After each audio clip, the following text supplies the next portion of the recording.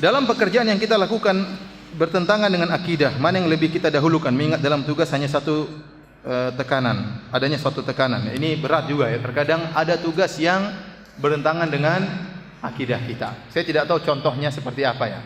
Ya, tetapi mungkin ada suatu kondisi di mana pekerjaan kita bertentangan dengan akidah yang kita imani. Ya, Rasulullah SAW bersabda, "La ta'ata li makhluqin fi ma'siyatil khaliq." Tidak ada ketaatan terhadap makhluk dalam rangka bermaksiat kepada Allah Subhanahu wa taala. Tidak ada ketaatan terhadap makhluk dalam rangka bermaksiat kepada Allah Subhanahu wa taala, ya. Kalau memang tugas kita benar-benar maksiat, tidak ada nilai ijtihad di situ, benar-benar murni maksiat, maka jangan kita lakukan. Kita minta izin kepada komandan, tidak bisa komandan, tugas yang lain. Saya tidak bisa. Bilang sesungguhnya, saya tidak bisa melakukan demikian. Berbeda kalau halnya masalah ijtihad. Masalah ijtihad. Sebagai contoh sederhana. Contoh, ada daerah konflik.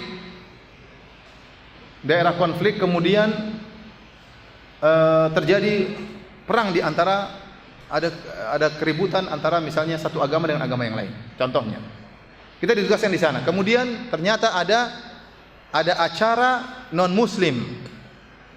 Kita ditugaskan untuk menjaga tempat tersebut.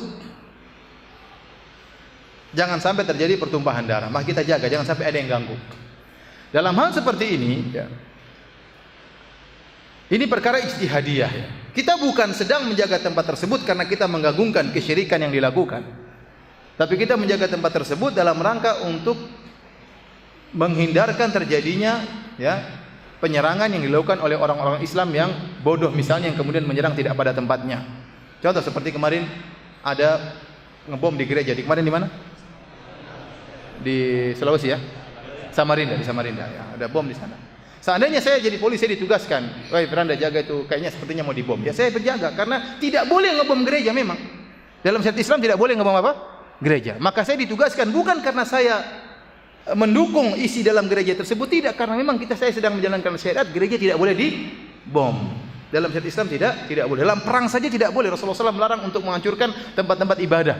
Rasulullah SAW melarang, tidak boleh membunuh, tidak menghancurkan tempat ibadah, tidak boleh membunuh orang-orang tua, tidak boleh membunuh anak perempuan, tidak boleh membunuh anak-anak. Ini jihad ada aturannya. Apalagi dalam kondisi tidak sedang jihad. Maka seandainya saya ditugaskan untuk menjaga tempat tersebut, gereja tersebut, dalam rangka untuk menolak adanya pemboman yang ngawur, maka tidak mengapa. Bukan dalam rangka untuk mendukung apa yang ada di dalam kesyirikan terhadap Allah Subhanahu wa taala. Saya contohkan, ini ada perkara yang seperti ini yang disangka melanggar akidah, ternyata tidak. Tugas kita keamanan. Ingat, dalam negeri kita ini ada namanya beragam keagamaan. Beragam keagamaan. Ini harus kita akui ya. Di Indonesia ada beberapa agama yang diakui oleh pemerintah dan ada toleransinya. Maka kita dukung toleransi tersebut. Masing-masing beribadah sesuai dengan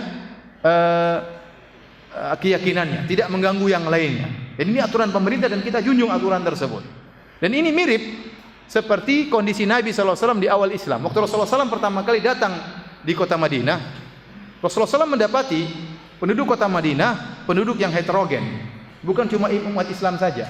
Ada orang-orang Yahudi yang terdiri atas Bani Qainuqa, Bani Nadir, dan Bani Quraidah.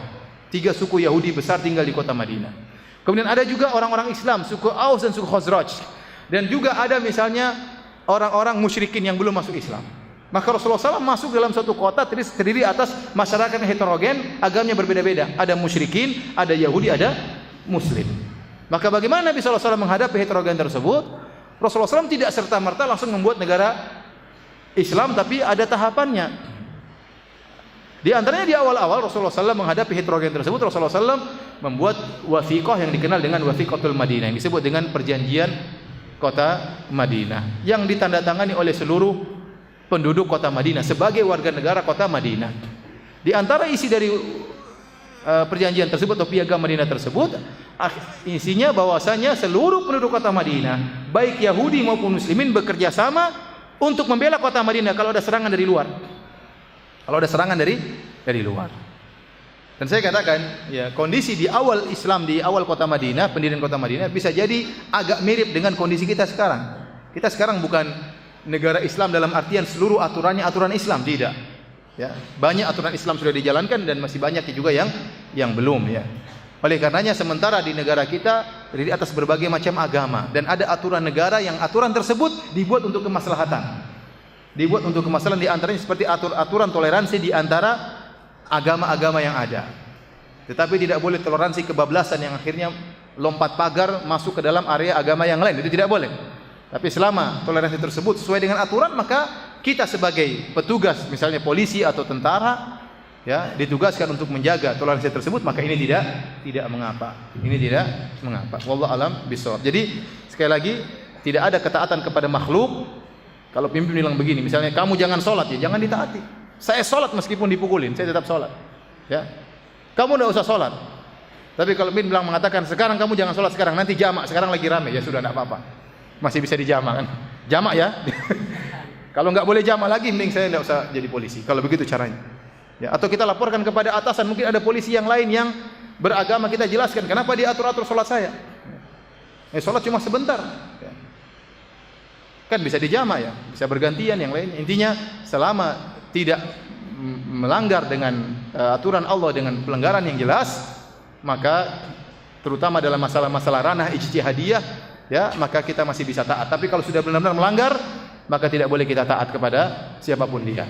Jangankan polisi, bahkan siapapun dia tidak boleh kita taat. Kepada ulama pun tidak taat kalau dia menyuruh kita kepada perkara maksiat.